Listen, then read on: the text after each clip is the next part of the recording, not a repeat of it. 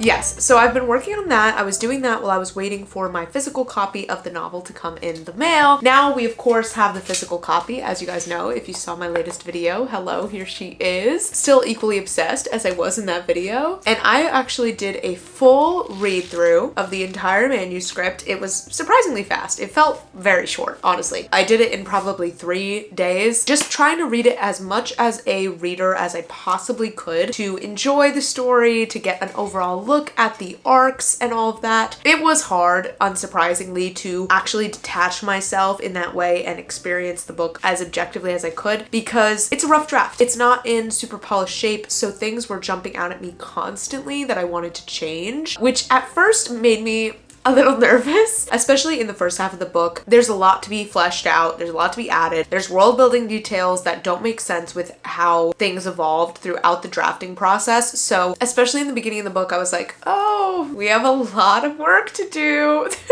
And it was a little bit stressful, but overall the experience of the reread was just like so cool. Being able to experience this story that I've been working on in a physical format on the page was awesome. And it did feel, for the most part, like reading a real book. That being said, I do think looking at it in this format made some of the issues that need to be addressed all the more clear. And it is a little bit overwhelming thinking about the sheer number of things I want to change. There were mistakes sticking out to me from the line level, like spelling errors, clunky sentences, as well as the developmental level. A few things that I noticed through my reread. One, I'm summarizing more than I should. I'm failing to dig into specific moments, often just sort of skimming over what happened in that time. And because of that, I think I'm struggling to establish a sense of closeness between the reader and the main character, between different characters together, because we're skimming over a lot of things that I think we can be in the moment for. And it's tricky because I think I did that because I didn't feel like these moments were critical for us to see, but I think I need to let myself deep dive into some of those quieter moments, because one of the things that I think is missing most from this draft is just the characters talking to each other. They don't talk enough. There is not enough dialogue, period, in this draft, and the moments where there is dialogue are the scenes that feel the most rich to me, but a lot of the scenes could use some more of it, to be totally honest. There's a lot of conversations that feel cut short or just feel stunted because there's not enough back and forth, and that's something I really want to focus on, is just adding more dialogue. I think I was a little bit scared while drafting to really add long exchanges of dialogue because dialogue's hard. Dialogue's hard to write. It's probably going to be the most clockable for a reader if it's totally unrealistic or just feels fake or weird or cliche. And so I think I am a little scared of it.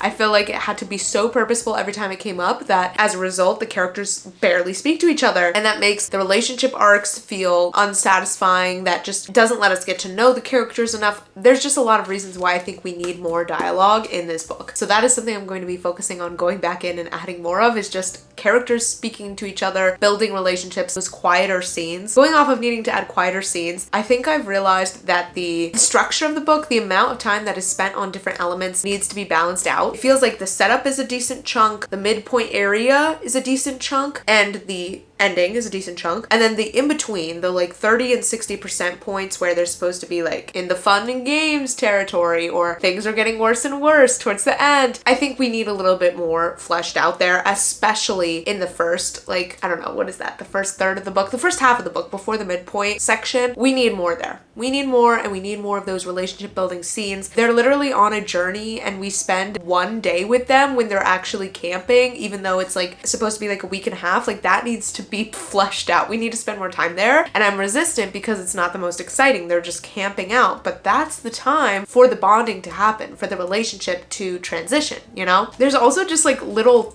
random threads and things that I'm noticing I'm not following up on, or that aren't connecting. Like, for example, they're at a bookstore and she gets 2 books. And I think I must have just forgotten about one of them because it's never mentioned again, but the other book is mentioned multiple times. So just like random little things like that that I noticed that I never would have seen while I was drafting. Also, like, of course, the timelines and the government and the world building and stuff, all of it needs a little bit of clarity because it's not aligning in different places. I think towards the end of the book, I started to understand a little bit more what that needs to be. But for example, at one point it's stated that it's been like 4 days since they left. And then a chapter later, suddenly it's been several weeks. And the math is just not mathing. I think I needed to make a proper timeline. When are certain events happening? How long is it taking from them to get to point A to point B, point B to C? I think I'm getting tripped up on the fact that they're crossing a continent. So I'm like, it needs to be believable that it would take X amount of time. And I can't quite wrap my brain around how much time it needs to take. But I'm also like, whatever timeline I decide, as long as it's consistent, the reader will probably buy into it, especially since they don't know the size of this continent. They don't know how spread out the cities are. They don't know how far east the city that they start in is, unless I decide to include a map. But I don't think I'm going to do that at this current moment, just because it's not that complex of a map. It would have like a few cities on it and nothing interesting, really. So yeah, I just need to commit. I need to commit to a timeline, and if one of my beta readers says it's unrealistic, then I can change it. But I know overall that the entire journey needs to take a little bit under a month. So that can be my guiding light, and then I just need to break it up in a way that makes sense. Anyway, those are some of my thoughts from the reread. Overall, really fun. I'm glad that at least I have ideas of what I'm gonna revise. I think I would be more concerned if I read the book and I was like, I have no idea where to go from here. Like, I'm lost. How do I fix this? There is still that slight bit of how do I fix this, especially when it comes to knowing that there need to be extra scenes, but not being entirely clear on what needs to happen in them. That's a little bit hard. But something I think I'm gonna try to do when I do revise is making test scenes. Just writing scenes that may or may not be what the book needs, if that makes sense. Like, for example, in the section that I know needs to be fleshed out towards the beginning middle, writing 5 scenes and then maybe picking 1 or 2 that I really like and going with them. And even through those exercises of just writing auxiliary scenes of things that might be happening during this time, even the ones that I don't use, maybe that will help me mentally to conceptualize how are they actually spending this week, because right now it's being summarized in a paragraph and I don't really know what's happening between them in that week. And that's just not going to work. Like, this is the beginning of their relationships being developed. I need some of that to be on the page. Like, I can't be summarizing a week's worth of traveling in a paragraph. It makes no sense. And I think I just need to relinquish the idea that every scene I write needs to make it into the book and needs to be the right scene for the book, because at the end of the day, that is restricting me from trying things. For example, I'm not sure whether or not I want to include an interaction with their parents towards the beginning. So I think I just need to try that scene, see how I feel. If I don't like it, I can scrap it and decide the book doesn't need it, but I can at least try it and see what would happen if that was included, those sorts of things. Because even when I was drafting, that happened a couple of times where I would draft a scene and then decide it didn't need to be there and just delete it. And that's fine. It's not like going to hurt the book or hurt the story creativity to write a scene that doesn't make it into the final copy. Like, that's fine. I need to be okay with that instead of being so precious about only writing scenes that I know are going to make it into the final, because I have the core scenes. Like, the bones are here, and that's what I've been telling everyone is my core reaction, is the bones are here. I just need to let myself fill in the gaps. You know? So those are my thoughts. Where do we go from here? Now it is time for annotating. And let me get my little tote bag because I have my tabs in there. So this is the part that I'm really freaking excited for and that I was itching for when I was doing the read through. I'm going to take these tabs, which I decided on these because I like that they have distinct colors that still match the book aesthetic. So I'll probably use the pink, the green, and maybe a blue to annotate this book. And then of course I'm going to use highlighters and write notes in the margins. I'm going to mark this book up with everything I want to change, whether it's literally a word swap or something big and developmental, inconsistencies. I'm not going to hold back. I'm going to let myself mark anything that comes to mind because that is what my brain is craving right now. So we're going to be using these tabs and some highlighters and going in on this draft. Now I've been debating what I want to tab, so I think we're going to create a little key at the beginning of the book. I have 3 categories that I'm thinking of tabbing. I'm going to try and keep it pretty pared down. At first I was like, do I tab every pivotal moment for the relationship? Do I tab this? Do I tab that? At the end of the day, I want it to be super easy for me to flip to whatever it is that I'm looking for. So we're going to stick to, I think, 3 categories. So let's go ahead and create our little key in the front of the book. Yay! I'm so excited. Here is the manuscript. Okay, so first of all, title page, love it. Let's go ahead and open these. So gorgeous. I kind of want it on this side. Maybe we'll just do it down here.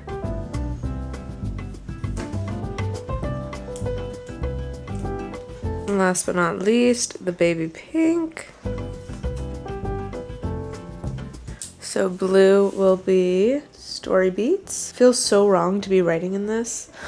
But I'm about to write all over it, so it's fine. Green will be our world building details. So the idea is that I would be marking world building details so that when I go back and do my world building work, for example, creating a timeline of the government, etc., I can easily flip to every time a detail is presented to make sure that everything will end up being cohesive. And then character details for the pink. Kind of the same thought process. When I go back into Scrinkle and flesh out characters and make sure that every detail about them is in Scrinkle and all fits together, I'm gonna want every detail marked so I can easily flip to them when I'm updating those pages. So that's our little key.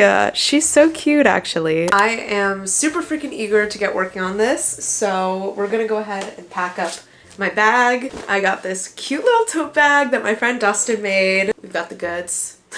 And then we have my ACOTAR pencil case, of course, with pens and colored highlighters. All right, let's hit up a coffee shop. I'm hungry. She's a writing girl, living her best life. I'm so excited. All right, let's do it. Yay.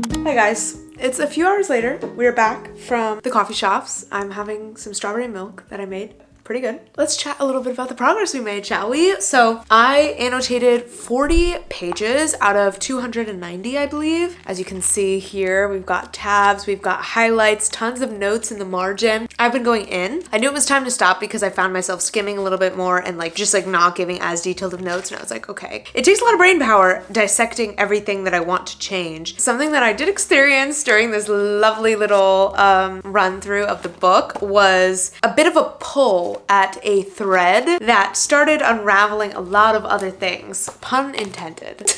Basically, the main 3 characters go to this house and they are there before they head out on their journey. And this is a random vacation home that isn't often used. And they have dinner there. And I had it that Varen had brought the food from the kitchens of the estate. He's the ruler's son. And I basically just realized, why the hell would he risk smuggling out an entire meal for 3 people from from the kitchens if he was trying to be discreet. He only needed one item from the kitchens. He would not put an entire dinner in a picnic basket for them. You know, he's trying to make it seem like he's just going up to his room. So the math was not mathing. So then this opened up an entire new set of questions, which is, where is this food coming from? Which then led me to ask, are there restaurants in the capital city? Because there are restaurants in another city that they go to, but it's mentioned in that secondary city that they've never seen a cafe before. Like, this is like a foreign concept to them. Festivals, holidays, all these things, foreign concepts to them because they don't have them anymore in the capital city, because the capital city is like under a little bit more strict watch by the ruler since he lives there and all. So it is the most regimented by far city in the entire continent.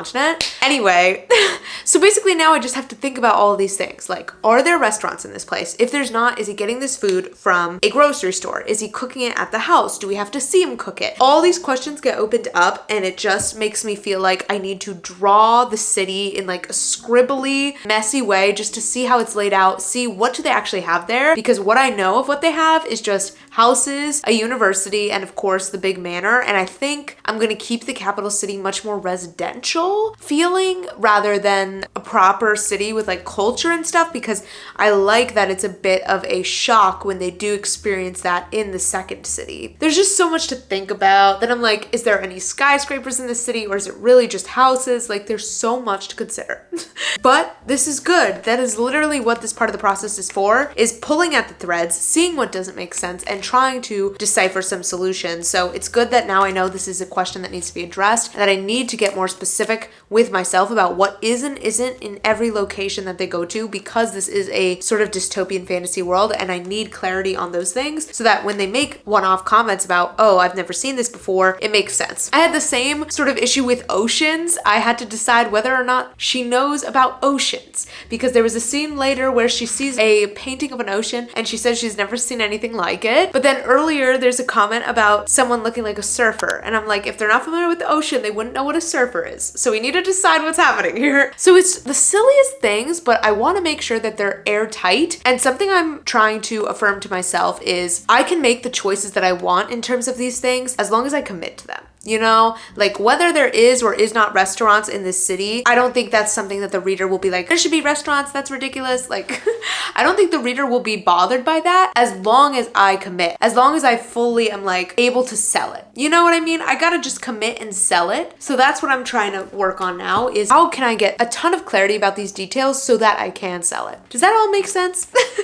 Anyway, that's what I'm thinking of. We obviously still have a ton more of the book to get through. We've only done this much. We have this much left. Yep. But this is my primary task for May and June, so we can take our sweet, sweet time on working on this. But yeah, that's what I've been up to revising wise. I mean, I'm feeling pretty good about the chapters that I went through already. There's lots of like, honestly, line level things that I stuck out to, but in terms of bigger developmental pieces, there's nothing super crazy. There are some conversations that I'm thinking maybe I need to insert, and some ways that I want to make these scenes more active and have more action and dialogue. I mentioned to you guys in the previous update that I feel like I'm a little summary heavy, and there's just a lot of moments where I'm like noticing we can drop into the present in this moment. We can see the actions in real time, the dialogue in real time, instead of her saying, Farron said something about this, and then we did this. Instead of that, having the actual dialogue there in real time. I don't know why I'm doing it so frequently where I'm like reflecting back. I think it's because I'm starting a lot of my scenes on a dialogue line or cutting right into the scene, so I don't give the context, and then I'm filling in the context later, but sometimes that leads to the scene feeling less present. Does that make any sense?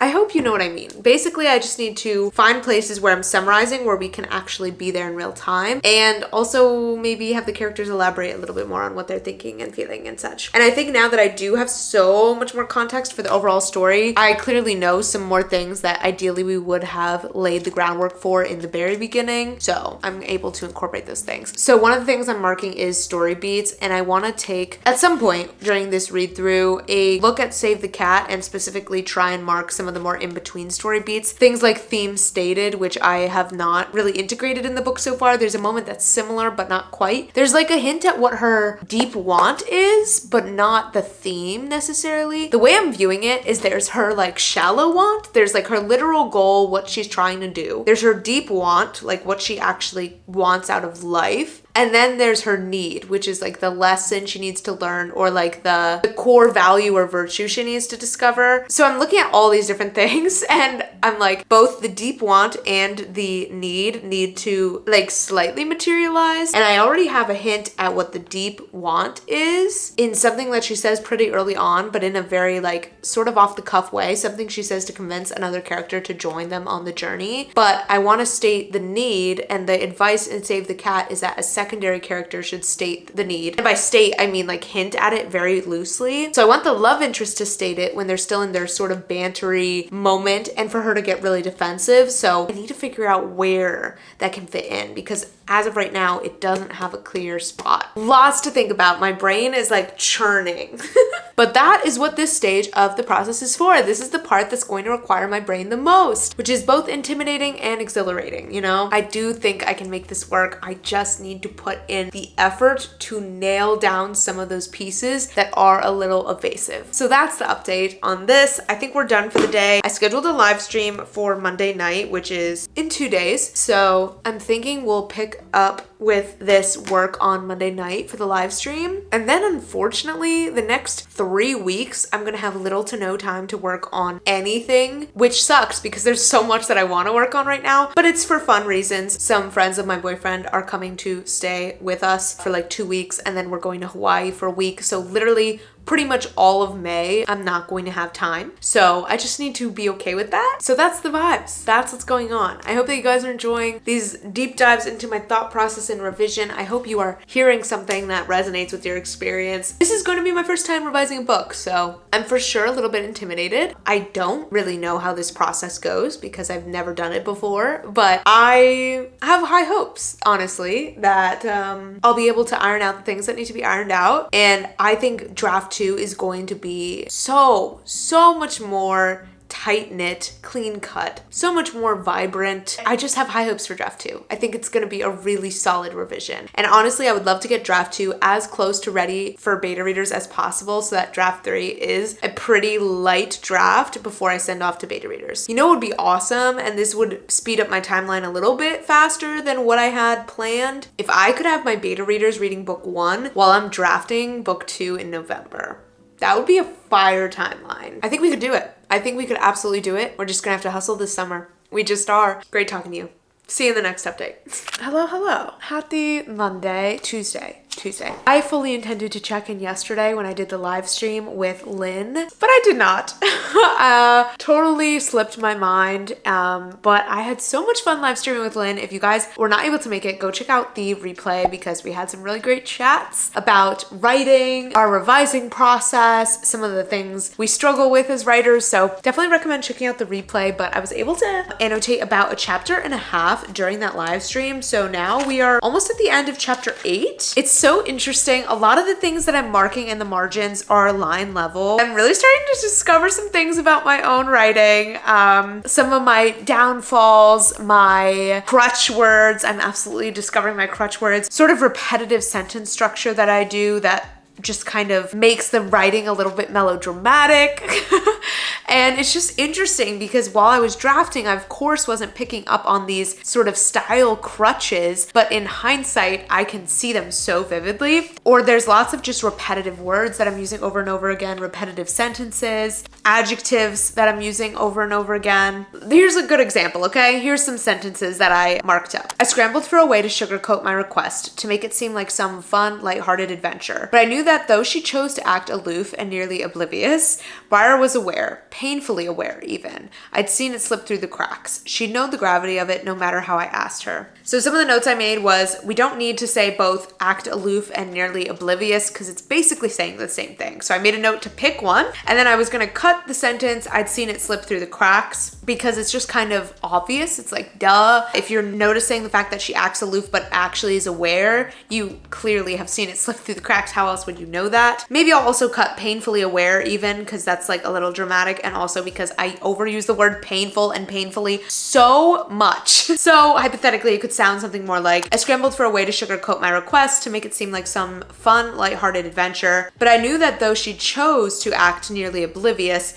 Briar was aware. She'd know the gravity of it no matter how I asked her. So a little cleaner, a little less convoluted. There's also been lots of me pointing out inconsistencies in the world building. For example, they don't use certain terms in this world that I had written into the draft. For example, I decided that the ruler's sons are called the ruler's sons. They're not called princes. It's not considered like a monarchy, you know? It's the ruler and his sons, not a king and princes. So every single time I call him a prince, I'm gonna need to fix. Or little things like I have the royal insignia. That needs to be the ruler's crest because it's not royal. I did also just pass the only chapter that has brackets in my document. I only have one chapter where I have brackets for like insert the middle of the scene. And I'm right in the midst really of the part that needs the most fleshing out, where I think I'm going to have to straight up add additional scenes. And there's just lots of things that I'm learning about certain contexts that we need to give to the world that I just neglected to mention. Facts about the world that I know as the writer that the reader is not being communicated on, and like that are going to be glaring holes of information if I don't integrate them into the draft. So making lots of notes like that, but for the most part, most of what I've had so far throughout this entire beginning part of the draft is small world building changes, terminology, things that I've changed since I wrote the beginning, to line level things about my style or my crutch words and phrases that I need to fix or clean up. And then 3 things that I just need to add, whether that's a bit of context or a whole scene. So one of the core things in the project, I'm really just going to be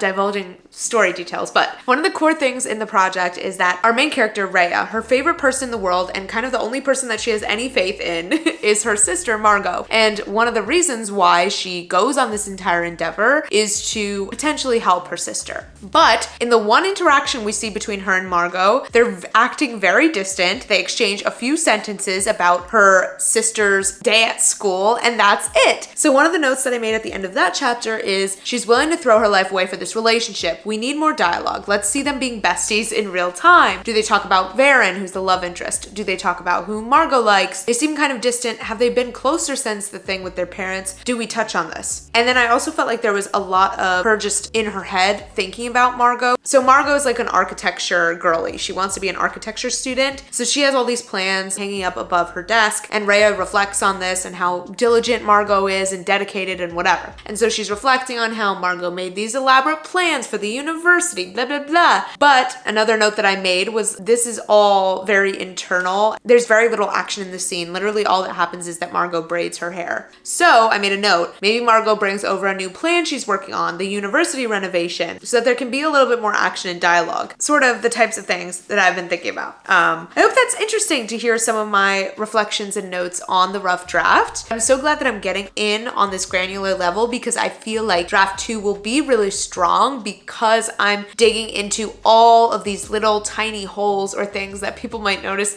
and that might take them out of the book because I really want to avoid those. My friend Mick is coming over. We're gonna get sushi and boba and have a little writing date, so I'm thinking I will hopefully make some more progress on annotating this draft and we can keep it moving. I'm feeling so good about it. There's something really empowering and comforting about being able to mark it up to this extent and know that there's a lot of changes that I can make pretty easily that will really up the readability of this draft and make it sound a lot more clean and crisp. So I'm really excited about revising, and I haven't gotten to a point of feeling very overwhelmed yet. So that's great. Yeah, so let's go ahead and do a fun little productive date. I'm so excited for sushi and boba. That's like my perfect evening.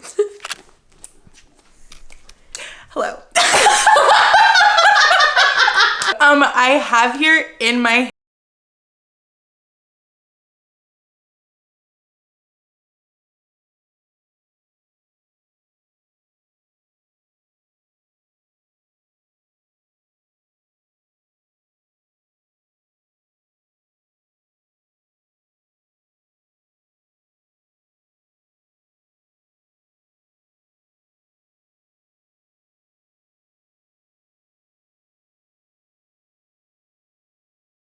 No, that's right. Yeah. Mm-hmm. Thank you. I'm like, I forgot that I was supposed to be getting clips of our sushi. It's too late. I didn't even get a clip of the boba. Shut up.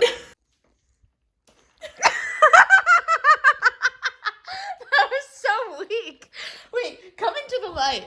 Come into the light. Okay, maybe we cheers it in the light. Okay. I'm dead. This is so funny. Okay, ready? I feel like I've never cheersed before. I think I'm also not looking, which is probably not helping. Okay, let's try one more. Maybe I'll put this in black and white, and that'll make it like more of a vibe. Yes. We have some annotation progress, and we have a pure chaos map of the capital city, including lots of questions like, do they make money? And why is this compelling? As well as a list of possible jobs for people in this dystopian society, including technology, doctors, and scientists. So lots of questions being asked about how the hell this society actually works, which I'm realizing I really didn't give much thought. So we're getting there. And shout out to Mick for saving my ass and letting me brainstorm this with her. You know when you like pull at a thread and suddenly everything comes loose and like you just keep pulling and the string just keeps winding and winding? That was what I felt tonight. I don't know yet if money exists in this world. Is there a quota system? Is it a socialist society, but like an evil one? I don't know. But these are good things for me to be considering. I went from thinking there's maybe a few buildings downtown to now realizing there's going to be an entire industrial section in the center of the city, which honestly aligns better with how I originally described it. So there's actually going to be industries and careers and stuff, which for a second I was like, maybe none of that exists. This is the tricky part. But this is what prepping for draft 2 is for. At least for like a plantser or a pantser, whatever you would call me. This is the work that I knew I was going to have to do in between draft 1 and 2. And a lot of this stuff is probably not even going to be explicitly addressed on the page because we spend less than 10 chapters as it currently stands in the first city that they're in, which is the capital city of Garnet. We don't spend a lot of time there. There's really no need for us to over divulge the world building because they're leaving. But these things are good for me to know nonetheless, regardless of how much of it makes it onto the page, just so the world building doesn't feel flat, just so I have it for my knowledge. You know? So that's what I'm thinking about. Anyway, that's it for tonight. We got a few more pages annotated, but Mick and I were mostly talking about more broad story level stuff, which honestly I feel like is what I need to think about right now. So it was really productive, even if tangibly it wasn't so productive, although having this now, which I will draw neater because Jesus, that's awful, is super valuable. In fact, I might ask Mick to draw it for me neater because her map looked gorgeous and my map looks like this. Here's to messy maps. I also made a map of the broader continent featuring the cities and how long it takes them to get between locations. So also a bit of a loose timeline, which is also something that I needed desperately. So even if these things shift as I continue to think about them, it feels good to at least be opening up the questions of what these things actually look like, how the society works, what's the timeline. Like, let's get specific about these details instead of having inconsistent world details and timeline details just thrown into chapters as filler for the moment. So good night. I'm tired. Hello from me and my new bangs. I just filmed a Q&A video, which you guys will probably be seeing next, but it is Saturday. It has been almost a week since we last chatted. We have friends staying with us, but they happen to be out of the apartment pretty much today and tomorrow, which means I get some time to work on my stuff, which is very exciting for me. So I'm gonna take my print out down to a cafe and keep working on that. I am so motivated with this right now, guys. Like, I'm having so much fun marking up the manuscript. I am so excited to start revising, so it feels so good to still be so invested in this project, and all the more motivated because I see so much potential right now. There's so many clear changes that I want to make that feel very within reason for me to be able to make, if that makes any sense. Like, I can see how much I can improve the manuscript somewhat easily, and that's incredibly motivating because I want to see a cleaner copy of this book, you know what I mean? So motivation is there. We're gonna go down to a cute cafe because I love getting out of my apartment to work on my book, and especially lately,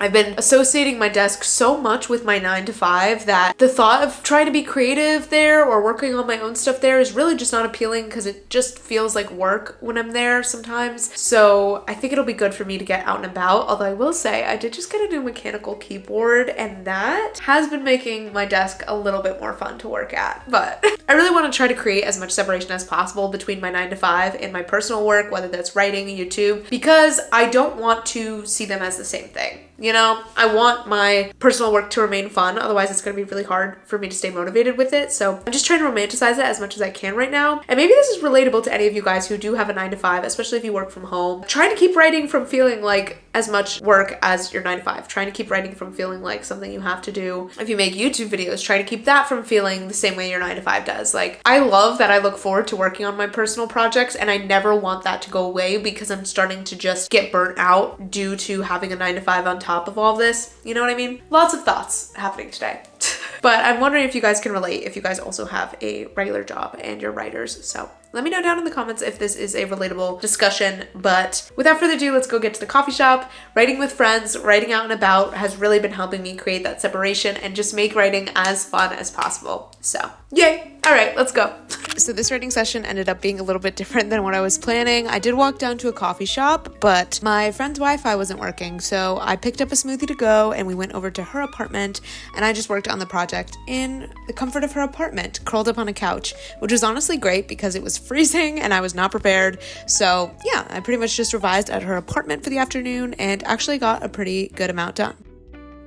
Good morning, guys. It is Sunday now. It is like 8:20 in the morning. I could not tell you the last time that I was up and like doing things at this hour. I woke up at 7:30, which is kind of crazy for me. I got dressed, I ate breakfast, I did some yoga, and now here we are. It's like 8:20 in the morning. I'm about to go to a coffee shop with my friend Annabelle. She wanted to do an early morning work session, so that is why I woke up so early, but I woke up before my alarm, so I can't even like say it was because of that. I can't believe how dark it always looks in this office. It's like early in the morning, and to me this lighting looks like it's like 5 or 6 p.m. Thank God I'm not trying to work in here this morning because it is depressing. I guess it is kind of gloomy outside, so anyway, we're about 90 pages into the manuscript at this moment. I kind of stopped tabbing things at a certain point and have just been writing the notes. I'll probably go back and add the tabs later. Yeah, here's page 86, 87. We're almost at 90 pages. We're about a third of the way through the manuscript at this point. It's definitely taking some time. I don't know why I thought it would be so fast, but I'm going very detailed with these notes. It is not just like fix this, blah, blah, blah. For a lot of the things, I'm actually providing solutions in the margins. I'm even suggesting how I could fix a sentence. This is no like fool's task. This is me doing a lot of revision work almost preemptively. So I need to remember that and take my time with this stage of the process because I know if I do, it's going to make the actual revising a lot easier because I'm putting in a decent amount of that thought beforehand. I thought I was at risk of falling behind of my writing schedule because I was like thinking that I needed to be done with revision prep in May, but now I'm remembering